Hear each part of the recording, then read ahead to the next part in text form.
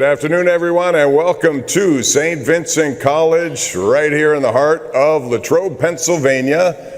This is Steelers Training Camp 2024. We have a live audience here at the Rogers Center at St. Vincent College. We also have people watching from all over the world on Steeler digital platforms. We welcome you here to a very special presentation. The Steelers are getting ready for their 2024 season. By the way, the first preseason game is coming up basically in less than a week and a half as Houston Texans come to town on August the 9th. We'll get into that as we move forward here in the days ahead, but right now we have a very special presentation. This is the reveal of the Hall of Honor class of 2024. On stage joining me right now, Art Rooney, president of the Pittsburgh Steelers, as well as Bob Labriola, team historian. Both of these guys, of course, on the Hall of Honor selection committee. Art, I know this is always a fabulous day. You came up with this back in 2017. It has been wildly popular and successful. Let's talk about every year, though. You have a lot of candidates being as successful as this franchise has been.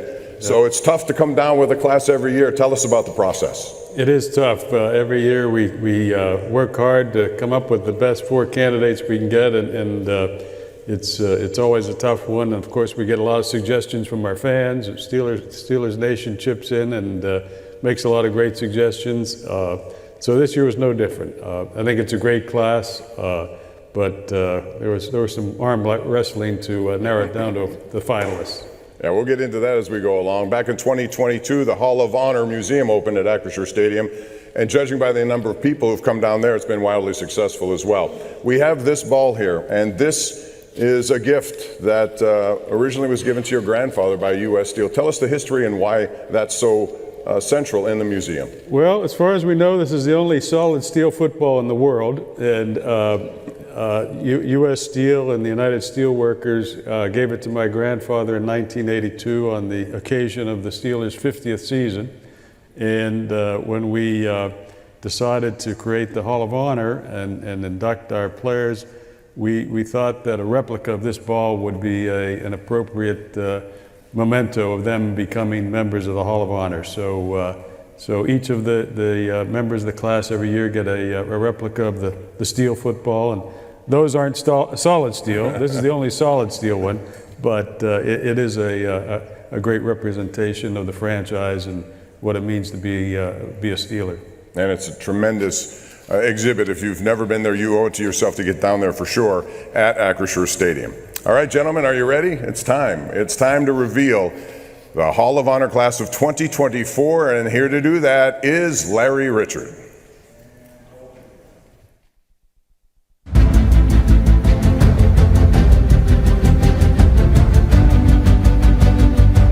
The Hall of Honor is the home to the legacies that have defined what it means to be a Pittsburgh Steeler. It's cut out of the air by Franco Harris. It's intercepted. George Polamalu at the 40. Franchise pillars, forever immortalized for their indelible mark left on one of the league's most illustrious organizations. Gets to the goal line. Touchdown, Pittsburgh. Men of character and class. Players of immense talent and toughness. Steelers that have shouldered the success of the past 91 seasons. 53 Steel footballs have represented the lasting memories left by each member of the Hall of Honor, and this year's class adds countless more. First for induction is Casey Hampton. The former first-round pick out of Texas anchored the middle of the Steelers' defense for 12 seasons. That's Casey Hampton firing through and dumping him. A premier run stuffer, Hampton lived up to his nickname Big Snack by devouring double-team blocks and ball carriers. You know, he has arms like legs and legs like people.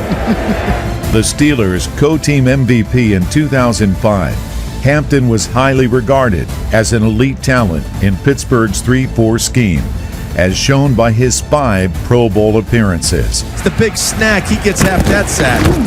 He's hit. He's dropped by Casey Hampton. The 2-time Super Bowl champion is also one of 3 interior defensive linemen named to the Steelers' 75th anniversary team, along with Ernie Stotner and Joe Green. Also to be inducted is Jason Gildon. Primarily a special teamer in his first 2 seasons out of Oklahoma State, Gildon replaced Kevin Green in 1996 and never looked back. His 77 sacks, 58 tackles for loss, and 18 forced fumbles are all still top 10 marks in team history. We're on a mission, baby. On a mission, ain't looking back. The 3-time Pro Bowler went over double-digit sacks on 3 separate occasions, including the 2001 season, when he racked up 12 sacks and was named first-team All-Pro. Gildon carried the torch of Steelers linebackers that came before him and set a new standard for those to follow. And Jason Gildon sets the sack record for the Pittsburgh Steelers. Yes, he passes L.C. Greenwood. If you blink, you might miss the next player in this year's class. With the football for the first down is fast Willie Parker. That boy is extra fast. There is no substitute for speed. Speed was Willie Parker's game, and the former undrafted rookie used it to amass his 5,378 career rushing yards, which is 3rd all-time in Steelers history. Who can make a play? I can. Who can make a play? I can. Who can make a play? I can. He also ranks 3rd in 100-yard rushing games with 25, 7 of which came in Parker's historic 2006 campaign. Willie Parker, a masterpiece. Parker set a single-season team record with 16 total touchdowns en route to his first of 2 consecutive Pro Bowls. Willie Parker, I need 230 yards today. You heard it, right? He became the only player in team history to have 2 200-yard rushing performances in the same season. Of all his records, the one Parker set in Super Bowl 40 might be his greatest of all. And they hand it to Willie Parker. Finds a lane. He's on his way. Look out. Foot race 45-50. Willie touchdown. Willie Parker 75 yards. And this place is a Steeler maniac's haven. The final inductee was the mastermind behind the zone blitz scheme. Everybody focus in and settle down. Dick LeBeau coached 16 seasons in Pittsburgh, first as a defensive back coach, then coordinator during the height of Blitzburgh. Finish it now. Use your head now. LeBeau would return in 2004 to call the defense for the next 11 seasons. During his time, the Steelers had a defensive renaissance, boasting a top 10 defense 11 of his 13 seasons as coordinator. Under LeBeau's tutelage, the team produced 16 Pro Bowlers, 6 first-team All-Pros, and 3 Hall of Famers. His defenses were the cornerstone of 2 Super Bowl winning teams. And Super Bowl 43 is history. LeBeau will always be remembered for the love shared between him and his players. These 4 men have represented the traditions of wearing the black and gold. 4 men of steel, added to the Pittsburgh Steelers Hall of Honor.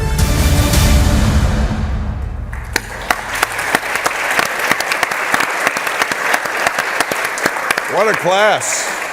4 legends of the game. Tell us about the process, Art. This had to be, you have so many others too, so Well, as these you can guys are see, special. It's a special group, and Coach LeBeau, a little unusual for a assistant coach to have as much influence as he had over the years. So great to see him going in, and of course the other players, just all great players, deserving, and we're excited to welcome them into the Hall of Honor this year. Exactly. That'll take place in December. We'll have more details on that in a minute, but let's bring in Bob Labriola, team historian. You have a lot of stories, a lot of stuff you've watched over the years. Let's start with Jason Gildon. And just, a 3rd round pick, you don't see many who elevate their game to that level, especially he had to do a lot of special teams early on. Right. A third round pick came to the Steelers in 1994, 88th overall in that draft. And that was a very interesting time for the NFL because the system of free agency tied to a salary cap really wasn't implemented until the 1993 season. And a lot of teams were trying to find their way, how they're going to manage this, mixing free agency with the draft and the salary cap and all that kind of stuff. And one of the very early free agent signings for the Steelers was Kevin Green, who, a Hall of Fame player in his own right, also a member of this Hall of Honor. So, Jason Gildon came along, and as the video explained, he was relegated to special teams early because of the linebackers, when he came into the league, with Greg Lloyd on one side and Kevin Green on the other. So, but Jason Gildon showed enough to the coaches in the playing time that he got, how he was serious about special teams. He quickly made himself a core special teams player, so that when Kevin Green's contract was due to expire after the 1995 season, there was enough confidence in Jason Gildon's ability to step up and fill it with what is a key position on the Steelers' 3-4 defensive alignment. And so, Kevin Green was allowed to, go on to further a career, as I mentioned, ended up in the Hall of Fame. And then Jason Gildon, certainly lived up to those expectations or hopes by the Steelers, and became the all-time sack leader at one point. Left the team with 77 career sacks, which was the franchise record for a long time, until James Harrison came along and broke it later. It's amazing the tradition, Art, of outside linebackers. It's like they all look the same because they come at you with the ferocity. He played opposite of Greg Lloyd, and I'm sure you could tell the evolution of his game as the years went on. Well, Jason came in at a time when, as Bob said, we were trying to replace a Hall of Famer, and really weren't quite sure what we had. And for him to come in and set the Steelers sack record at that point, just a great career. And as you say, part of a long list of linebackers that we've been fortunate to have, and it's a great history of linebackers. People talk about the sacks, but 58 tackles for losses too. Those are just as big. Maybe they don't get the cachet that a sack does, but when you tackle guys behind the line of scrimmage, you're changing down in distance. It's huge. It's like a sack. Yep. Yeah, it's same concept. All right, so Jason, we'll give you 58 more sacks. How about that? Let's talk about Casey Hampton, the big snack. And Bob, you mentioned 3-4 defenses. You need someone to be the man in the middle. We saw that video where Eddie George is running, and then next thing you know, Eddie George is out. There's, he put him out of the game at that point. He had that ability to just completely suffocate the inside part of the game. How big was he to the outside linebackers? Well, Casey Hampton was huge, as you mentioned, to the run defense. And still, that when Casey Hampton came into the NFL in 2001, that was still an era in the league where teams ran the ball on first and second down. I mean, it's not like it is now where they'll throw anywhere from anywhere at any time, regardless of the score or anything. So, in a Bill Cowher defense, if you couldn't stop the run, you couldn't play. But another thing about those teams, and Casey Hampton was a huge part of this as well, was the social fabric within the locker room, okay? Now, Casey Hampton came from the University of Texas, 2001 draft pick. 2000 presidential election, George Bush was elected president. Before that, he was the governor of Texas. So Casey, he gets in the Steeler locker room and he's telling his teammates he knows the president. Yeah, right. Okay, Casey, sure. I'm sure there was a lot of that. So the Steelers go on and win the Super Bowl in 2005. And at that time, you go to the White House, the Super Bowl winning team goes to the White House. So it was sometime in 2006, we go to the White House, and for that visit, it was in the East Room of the White House. So the players are all aligned up on the stage, and there's people sitting there were chairs set up. So all of a sudden, everybody stands up. George Bush walks into the room, the president. So he's walking across to where he was going to speak, and the players were behind him. And he walks by and he looks over, he goes, "Hey, Hamp, how you doing?" So at that point, Casey was legitimized in the locker room as a guy who actually did know the President of the United States, and he was recognized by the President of the United States in the East Room of the White House. And I'm sure that Casey Hampton had a few things to say to his teammates about that afterwards. He still talks about it. Oh. That's Hamp, not just Hey, Casey. right, exactly. Hey, Hamp. Right. When you get the nickname going. They knew each other from the time they were, with the then president was the governor of Texas. They would work out together in the same facility in Austin. Yeah, he had the same impact. I mean, those guys who play alongside of him got a lot of the statistics because of what Casey did. You know, guys like Aaron Smith, Brett Kiesel, those guys, they appreciate the work that goes unnoticed at times, doesn't it? Hamp was a space eater. I mean, he just was a solid rock in the middle there. And that group really was probably the only group that rivaled the Steel Curtain in terms of being able to stop the run. They were just an incredible group against the run. Now, I don't even recognize him. He hasn't been snacking the big snack. No, he's lost a lot of weight. He looks a little different. He does. He looks great. Good for him. All right. Coach LeBeau, this is one of those special guys who 59 years in the National Football League, playing days were incredible with Detroit. I don't know what fifth round pick. He was a later round pick, and he ends up with 60-some interceptions. 62 interceptions. And then he goes into a coaching career. Tell us about Dick LeBeau.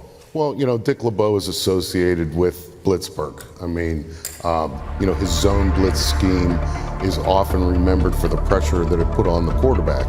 And, you know, during the seasons that Dick LeBeau was the defensive coordinator for the Steelers, the team averaged 38.5 sacks a season, but also 36.6 takeaways a season. And I remember Dick LeBeau telling me one time, you know, when everybody was all excited about the sacks, you know, pressuring the quarterback, Blitzburgh, everybody's, you know, liked the nickname, and Steelers fans love that, you know, quarterbacks going on the ground. But he said, you know, sometimes it's more important to make the quarterback feel pressure than to actually sack him. Because when you make him feel pressure, sometimes it'll force him into a quick decisions, and that's when he throws you the football, okay? Now, everybody go back to Super Bowl 43, end of the first half, 1st and goal at the 1 yard line. What happened? Exactly. Kurt Warner felt a little pressure, threw James Harrison the ball.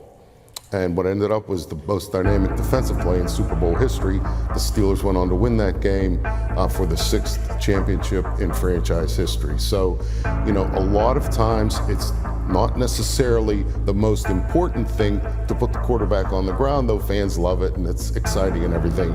Sometimes you can use that pressure to make him make a mistake, which often can be more critical. Unbelievable success there. Art, he's known as the father of the zone blitz, but he's also in that locker room was sort of like a father figure. I mean, the night before Christmas, we hear this every year where you get those players around and you see all these big 6'5" guys, you know, looking at him and reading the night before Christmas. I imagine that, you know, that sort of ability that he had to get to his players, not just as a player, but as somebody he really cared about, made a difference. No, it's remarkable that if you talk to any of those players, and I had a chance, Troy Polamalu was here this week, and Ike Taylor, and I was talking to them a little bit about Coach LeBeau coming into the Hall of Honor, and they were just so excited. His players just loved him. I mean, there's a lot of coaches that have great respect from their players, but the players love Coach LeBeau, which an unusual person and just a great football coach. 59 years in the National Football League, all total, an amazing person, an amazing career. And now we get to Fast Willie Parker. And I love stories where you get undrafted players. Nobody really gives them a chance. A lot of you young kids, Jaylen Warren falls into that category for you. But Willie Parker was the guy who came on the scene, Bob, quickly, and I use that because that's how he did everything, quickly. But tell us about why he got the opportunity not only to make the roster, but become who he became. Yeah, you know, Willie Parker really was a bottom of the depth chart guy in 2004. The Steelers were looking for, you know, I hate to use this term, training camp bodies. You know, you need so many players at every position to run practice and get you through a training camp and a preseason. Willie Parker had 48 carries as a senior at the University of North Carolina for a team that was 2-10. Okay, so you're taking a running back from a team that stunk, and he wasn't even the star of that team. So I got to believe that expectations around him, maybe not within the team, but certainly, you know, when you learned about where he came from, you know, this guy's, you know, nobody from nowhere. But very quickly, and to use your pun very quickly, Willie Parker showed himself to have some dynamic speed and burst during training camp practices. But there were two things about Willie Parker that Dick Hoke, the longtime running backs coach, told me that set him apart. Dick Hoke was always, as a coach, a big believer in what he always would yell at them, hit it up in there. Because a lot of times running backs who are fast are always looking to bounce outside. They think they can outrun, that's what they probably did through high school, maybe in college. And so they're trying to do it in the NFL, and you can't outrun NFL defenses that way. But Willie Parker, once that was explained to him, he very quickly adapted, and you could see Willie Parker running between the tackles during training camp. Now, he would still hit it with the same speed and burst, but he wasn't always looking to bounce outside. The other thing that separated Willie Parker pretty quickly during that training camp was his willingness to stick his nose in during pass protection. Willie Parker, when he came to the Steelers, was not a big guy, but during drills, during 11-on-11, Willie Parker would step up and block for the quarterback. And so Dick Hoke, I remember him telling me, he said, whoever his coach was in college didn't do a very good job of evaluating, because this is a guy who will run between the tackles with speed and also will block. He wasn't really great at it right away, but you could see the willingness. And once you bring the willingness and the toughness, then that can be coached into you as well. And so, Willie Parker, a lot of his statistics are still among the team leaders in a bunch of different categories. And anybody who saw Super Bowl 40 or was there will never forget that 75-yard run.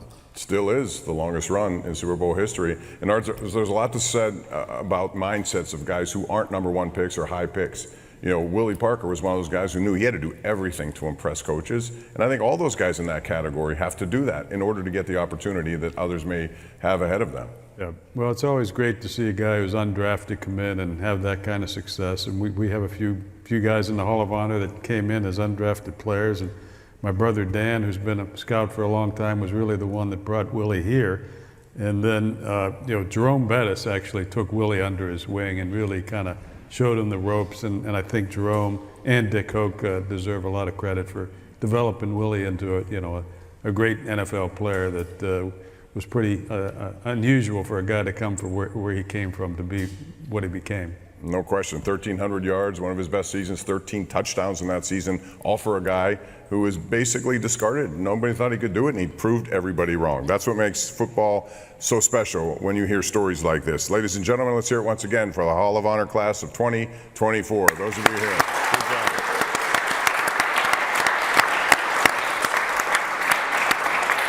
So that was inspiring. Thank you guys for participating in that. We'll come back to you, Bob, in a second. But right now, we also want to tell you that there's a training camp going on. It's a beautiful day. Those of you here know that. It's been great. So if you have an opportunity to come out here to St. Vincent College, make sure you do so until August the 14th, the final day. We're going to get a little preview right now of Steelers Training Camp Live. Mike Pursuta is standing by up on the hill with a big crowd getting set for practice today. Mike, take it away. Thanks, Pop. The opening of training camp is traditionally exciting, interesting, intriguing, and certainly the opening of camp this year has been all of those things. Here are some of the things that are on our list here at Training Camp Live, and later today, the Training Camp Wrap-Up Show. Some of the things we're going to be keeping an eye on. Those include the Russell Wilson watch. He has not practiced yet. First 2 days, he's been a spectator rather than a participant due to a little tightness in the calf. But Justin Fields has stepped up the last 2 days in Wilson's absence. I want to see if Justin Fields can continue making the progress he appeared to make yesterday. 4 plays in particular really got people going out here on the hillside and stood out as an example of what Justin Fields is capable of. 3 of them long passing plays and a read option. Justin Fields, wide array, his vast physical skill set on display so far here at St. Vincent College. The tight ends have been front and center. I want to see if that continues. New coordinator Arthur Smith, not shy about deploying his tight ends 2 and 3 at a time. Among the people who are really jazzed about that, Pat Freiermuth. Why wouldn't he be? Freiermuth plays tight end. the offensive line. Where's Broderick Jones lining up? Who's going to be the slot corner among the issues on defense, the questions that have to be answered. And we're also going to have some zebras on the field today. That's right, guys in black and white striped shirts, making some calls, making sure the Steelers are on their details. So day 3 on the field coming up, Bob. Looking forward to it. Back to you.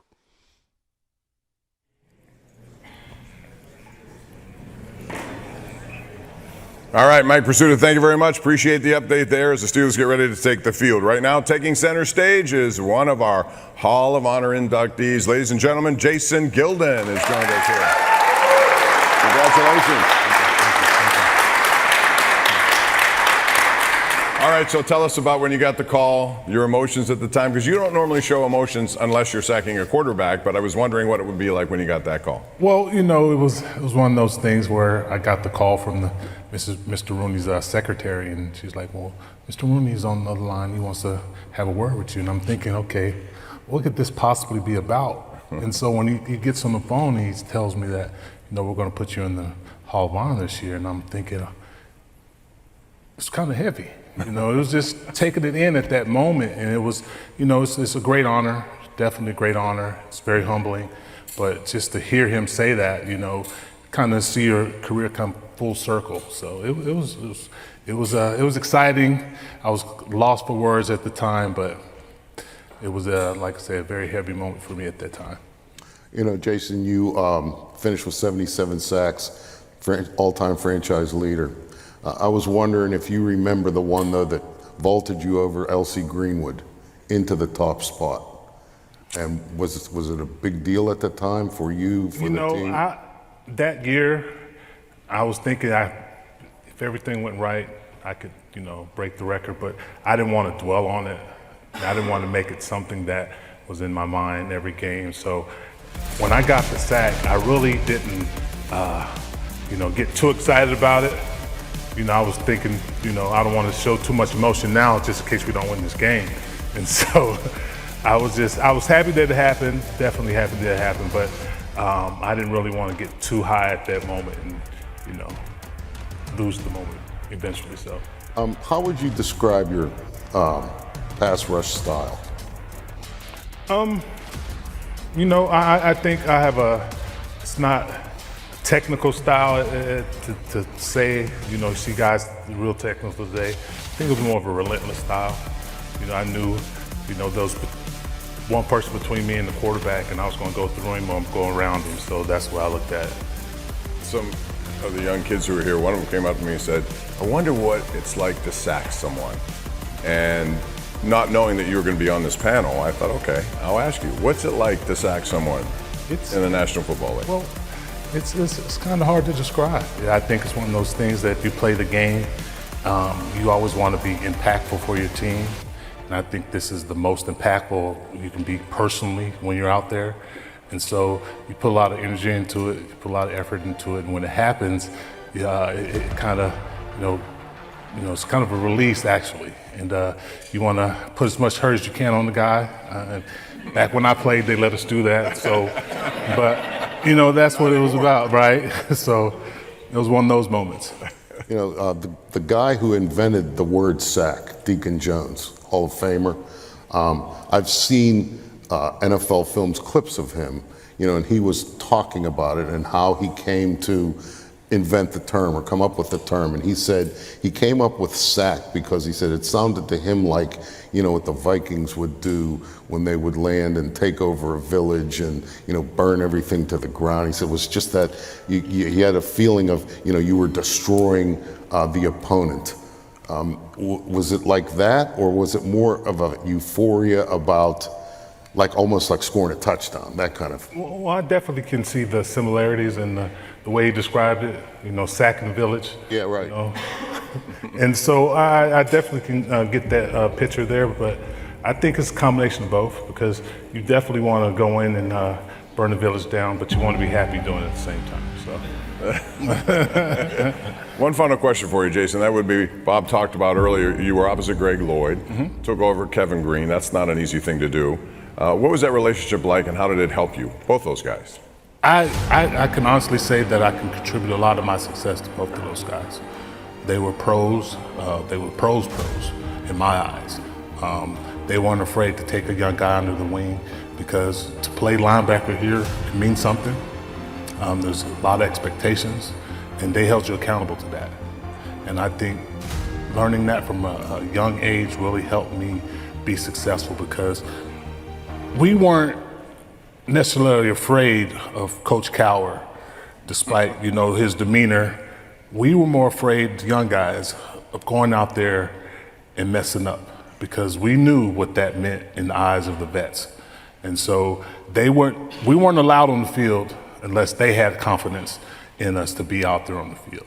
And they really held us accountable, and I think, like I said, I contributed a lot of my success to those guys. Well, you lived up to whatever they were thinking about you, and you certainly did in a big way. So congratulations, ladies and gentlemen.